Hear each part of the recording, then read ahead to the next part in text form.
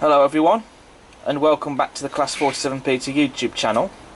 And in today's review, I'm going to be having a look at something a little bit special, because I'm going to be having a look at the Flying Scotsman USA Tour 1969 train pack from Hornby.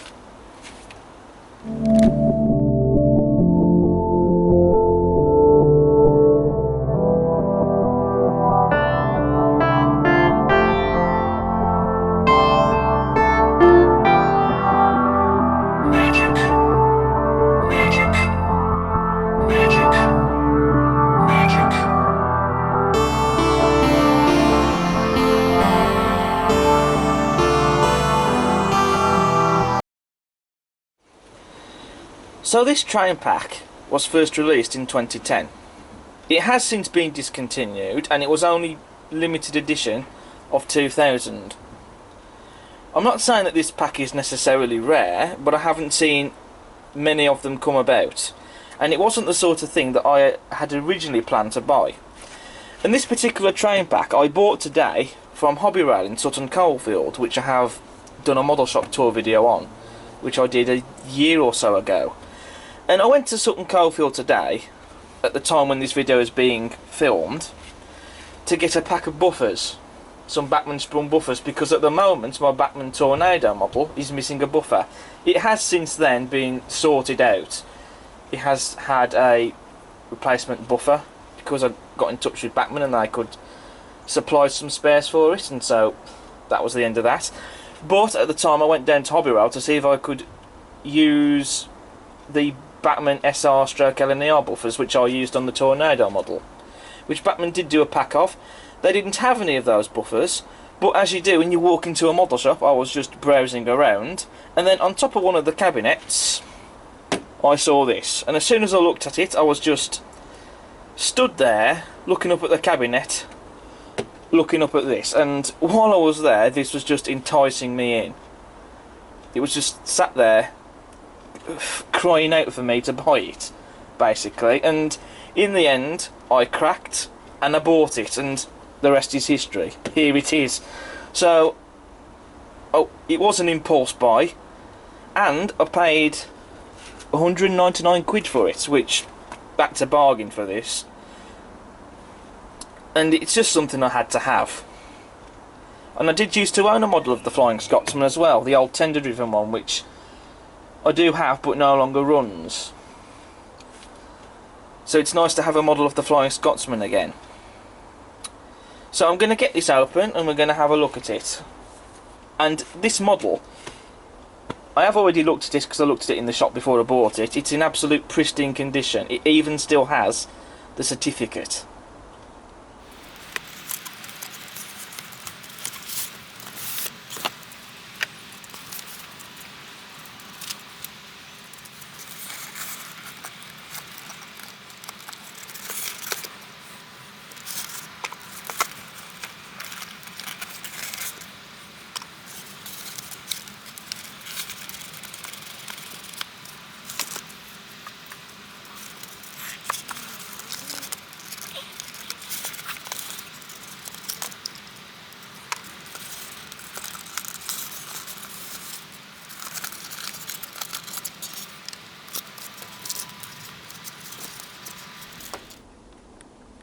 So here we have the models out of the box and down on the layout.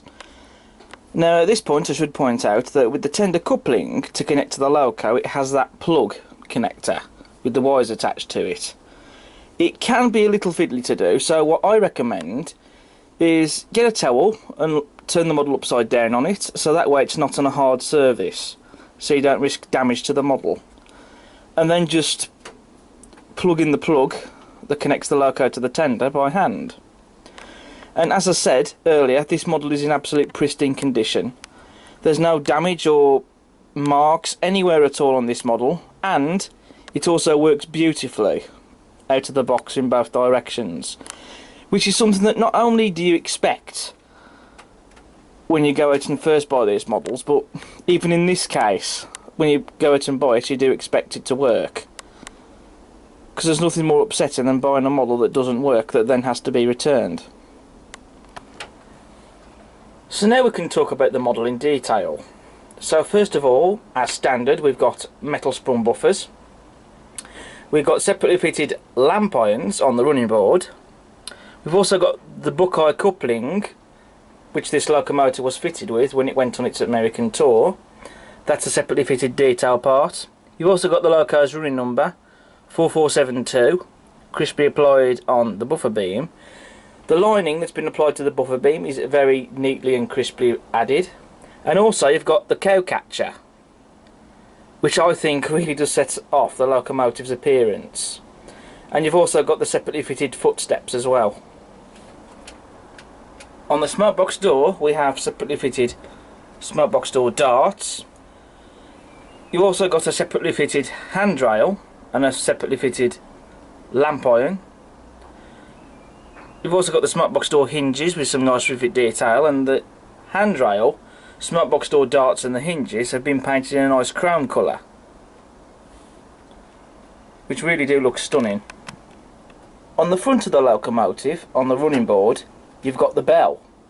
It's again like the cow catcher and the Buckeye coupling this locomotive was fitted with in the States. And the bell has been very lovely painted as well. You've got all the link motion and the valve gear and coupling rods or con rods, side rods, whichever you choose to call them. You know, the way that's been done, that's just absolutely superb and captures the look of the prototype. It's not just a thing to admire on the model, but in real life as well. The cylinders have been very nicely painted as well. They've been painted in that green colour, the Eleanor apple green colour, with the white lining crisply applied, and the cylinder heads have been painted in a nice chrome colour as well. And you've also got the speedometer as well on the rear drive wheel. On the running board you've got the lubrication boxes. They're not moulded, they're separately fitted and very nicely picked out and painted. You also get a builder's plate, crisply applied onto the model, and it's illegible and that looks really nice. And you've also got the locomotive's nameplate, which is not an etched nameplate. That's a piece of plastic that's been painted and then the locomotive's name has been printed onto it, but I still think it looks nice. But you can buy etched nameplates if you're bothered, so you can always fit some if you wish. On the boiler we have a separately fitted handrail, and you've also got the steam piping separately fitted. You also get all the washout plugs on the model and some very nice lining on those, and you also get another handrail on the firebox of the locomotive. We have the separately fitted whistle and safety valves, which have been very nicely painted. You've also got glazing in the cab windows, as well as the cab side window shields as well, separately fitted. On the cab sides we have the coat of arms, which has been very crisply and superbly applied.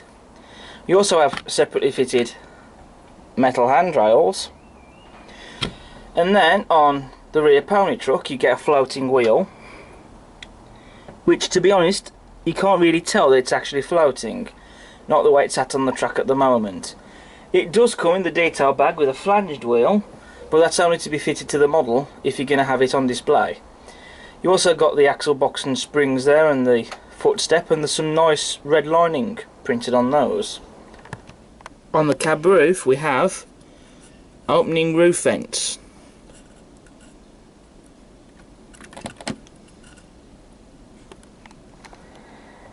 So what I'm going to do now is I'm going to show you the cab interior detail. I would like to apologise though for having to get this little torch to shine into, because I can't see very clearly otherwise, and you guys won't be able to see it clearly either. But just take a look at all the detail that's in there. It's all been painted. The dials, the gauges, the regulator, the lever, etc. You name it, it's all painted. There's even printed detail on the dials. And just look at the detail on the gauges as well. I mean, that is just all stunning. And you've also got turn that light off. You've also got the bucket seats in there. There's the metal footplate, which on the model it is made out of metal, and you have separately fitted cab doors. And even the detail on the tender faceplate, you've got the handbrakes there, they're separately fitted and nicely painted. So now I turn my attention to the tenders. So first of all we'll have a look at the standard tender, which holds both coal and water. First of all we have metal wheels, we have separately fitted metal handrails on the tender, we have very fine crisply printed lining on the tender frames with axle boxes and springs, as well as footsteps as well. Now the coal load in the tender is actually removable, as I will demonstrate.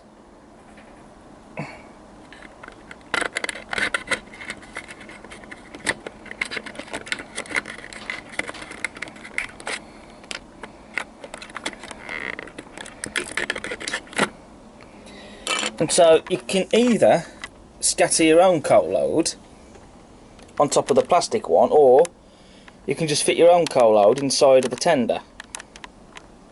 So it's a nice little feature, that. On the rear of the tender we have some footsteps for the crew to climb up to get on top of the tender to get to the water filler cap to fill the loco with water, which the water cap itself doesn't open on the model, by the way, but it doesn't really need to. We have separately fitted lamp irons. We've also got a separately fitted handrail just on top of the corridor gangway, which, by the way, the corridor tender on the Locomotive, Hornby really have captured the look of the prototype very well. That's the same for the Locomotive. Hornby have captured the look of the real thing superbly. Also, this model has tension lock couplings, which, because this has the second tender, I'm not going to be replacing this with hunt couplings, because the couplings on the tender can't actually be removed. Well, they don't have the NEM pockets in them anyway, which we'll talk about in a second. But I'm fine with that, because I would prefer to run this Locomotive with its two tenders. And again, just like on the Locomotive, we have sprung metal buffers. We've even got some glazing in the rear tender window. So now we're going to move on to the second tender, which holds just water. So I'm going to talk about the couplings first, because while it does have tension lock couplings, the couplings are not NEM. They come with the earlier tension lock couplings, which are the big, thick, chunky couplings. On this end it doesn't have a coupling hook. That's because it couples behind the standard corridor tender. On the other end of the tender, I do apologise for moving the camera about, on the other end, which couples up to the stock, it has a coupling hook. Now what's also interestingly enough is that the buffers on this end that couples behind the standard tender, they're just plastic ones. Yet on the other end, where you couple the stock up to, the buffers are metal and they are sprung. So I don't know why it's been done like that, but then again I'm not totally fussed either, because I don't really have much care for sprung buffers. Although it would have been nice if all the buffers on the double tender were made out of metal, but that's just a minor little thing. Now, because these couplings don't, because the couplings on the double tender on the second one are not NEM, this could be an issue for coupling up to my stock, because as you know I use hunt couplings now. But it's not the end of the world really, because you could either fit an NEM pocket onto the tender,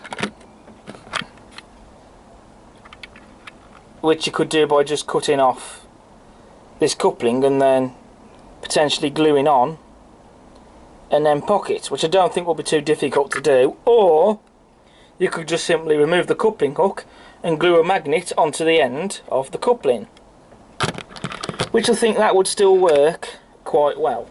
But carrying on with the detail, again, like on the standard tender, all the wheels are metal. You've got rivets on top of the tender, and a wealth of those as well. You also get separately fitted metal handrails on top of the tender, and you've also got separately fitted metal handrails on the rear of the tender. However, the second tender was first released with the Flying Scotsman as a tender driven model. So therefore, while it has got some stunning detail, such as the metal rear buffers and the separately fitted handrails, there are some moulded detail there as well. For example, the lamp irons, as you can see, they're moulded, they're not separately fitted, and they're not as nice looking as the separately fitted ones.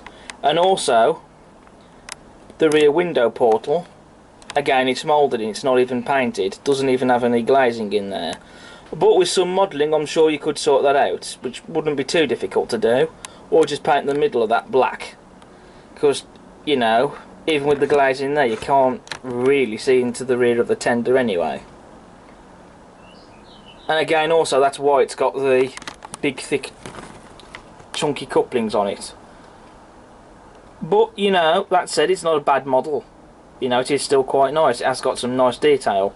It would have been nice, though, if they had upgraded some of the detail on this, particularly separately fitted lamp irons, but it is what it is at the end of the day. Now we move on to the observation car. Now, there was only ever 2 of these built, and they both ran on the southern region. This one ran with the Flying Scotsman in 1969 during its USA Tour. Both of the observation cars are now preserved. This one is preserved on the Swanage Railway, and the other one is down at Painting and Dartmouth Steam Railway. And this particular one, that's preserved on the Swanage Railway, wasn't repatriated with the Flying Scotsman until 30 years later. Now this model, first of all, it does have interior lighting, as you can see. But so you can see this better, I'm going to turn the lights off.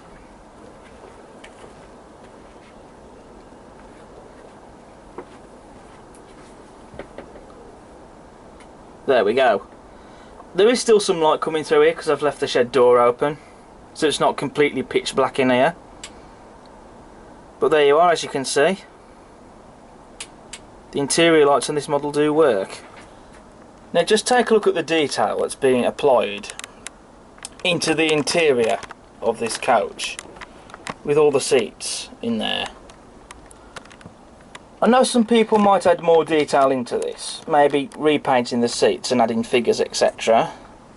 But just look at the detail in there. I mean, the seats are very nice, and just look at that.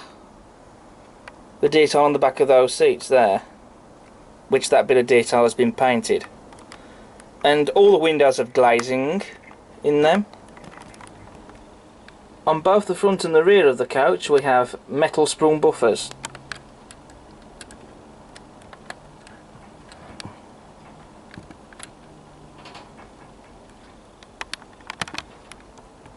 All the wheels are metal on the coach. We have the axle boxes and springs on the bogies, and just take a look at the underframe detail that we get.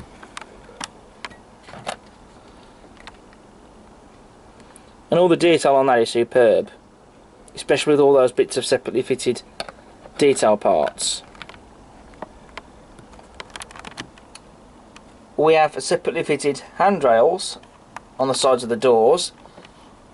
They're correct to the prototype, and they've been painted, so they look stunning. On the rear of the observation car we have rear windows with glazing in them. Now on the corridor gangway we have a gangway cover. Now this is not going to really be needed on the model as such, because whilst I can understand that being there when coupled behind the locomotive directly, because I'm going to have this coupled behind stock especially with the Pullman coaches when running the Locomotive, I'm not going to really need the gangway cover because it wouldn't be fitted to the observation car when coupled behind coaches. But then again, I have noticed, because I do already have one of these Hornby observation cars, as you will have seen on numerous times before, that particular one had, when I bought it, the gangway cover already fitted, and that did cause derailment problems, so I had to remove it. And it's easy enough to remove, it's just clipped in place. And it has got some nice detail on it, but I'm not going to really be using it that much, to be honest, so that'll be put to one side. But I'm not going to necessarily throw it away, because I may decide to use it again someday. And also, with that corridor gangway cover removed, you can actually see all the detail in there. Again, you've got another rear window with glazing in, and I've even painted the door as well. And that just looks fantastic. And we also have some very nice steam piping detail, all been separately fitted on the roof. And you've also got the roof vents as well.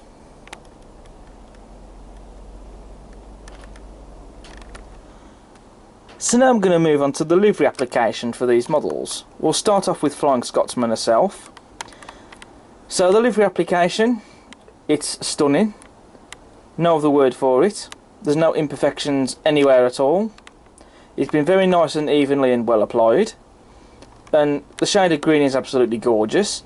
And the lining on this model, for me, in my opinion, it really does lift the livery. From the cab sides and the boiler bands, right down to the drive and bogie wheels, the lining is just absolutely well done. And you've even got LNER and 4472 crisply applied on the tenders, and the style of font and numerals is correct. And then moving on to the observation car, the livery's spot on to the real thing when it ran with Flying Scotsman in the States. And again, the livery application is just gorgeous. No imperfections anywhere at all, very nice and evenly applied. Love the colours. And also even the observation car that's been applied to the body sides, that's actually been put onto a sign, and that's been separately fitted. And you've even got the running number of the coach, SC281, crisply applied. Moving on to the other side of the loco, there are a couple of detail differences as per the prototype. Notably, we have this lever under here, which is just under the running plate and the cabin firebox, and then we have the second whistle, which this locomotive was fitted with when it was over in the States. Now, the only thing that's missing from this locomotive that it had when it was over in America, that's not present on the model, is the front headlights, which the model had, well, sorry, the locomotive had on the front of the smoke box door, just on top where the lamp iron is. Which, on the recent gold-plated edition, Hornby have put the headlight on, but for some reason they left it off this model. I don't know why they did, but to be quite honest, I don't really mind it that much, because I love the model anyway. I will appreciate the model for what it is, and I already love the model to bits, and this is the sort of thing that I will enjoy to have running on the layout, and I don't really care if that headlight is there or not, which it isn't, but I'm totally fine with that, as nice as perhaps it would have been to have had. Also, just something I want to talk about very quickly. Just have a look at that separately bit of pipework that comes from under the whistle and down just under the locomotive smoke box there. That is not moulded, that's separately fitted, and that just looks stunning. So that brings me on to my review for the Hornby Flying Scotsman 1969 USA Tour train pack. And my conclusion is, I absolutely love this model. I'm glad that I made this impulse purchase, because had I not done so, especially for the price that I paid for it, £199, which, to be quite honest, given I've not seen many of these come about, and the fact that these would probably go for more than that on sites like eBay, I think I'd have regretted it, to be honest. And I'm really glad that I bought it, because as I've already said, I absolutely love the model to bits, and it's the sort of thing that I'm going to appreciate and treasure forever. And so it's going to make a lot of appearances on the layout. It's something I'm going to be immensely enjoying on the layout, and it's just an absolute joy to be able to own a model like this.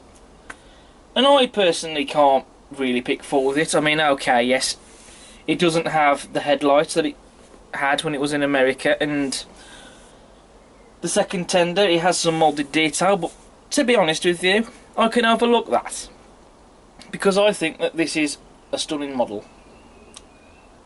And so if you can find this train pack, and for a good price, and if you love the Flying Scotsman, go for it.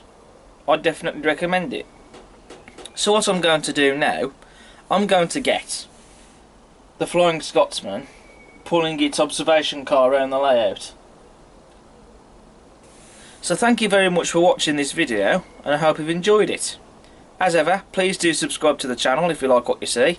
Don't forget to smash the like button, and also feel free to check out all my other videos I have on the channel. And I'll see you again next time, but until then, take care. Ta-ra.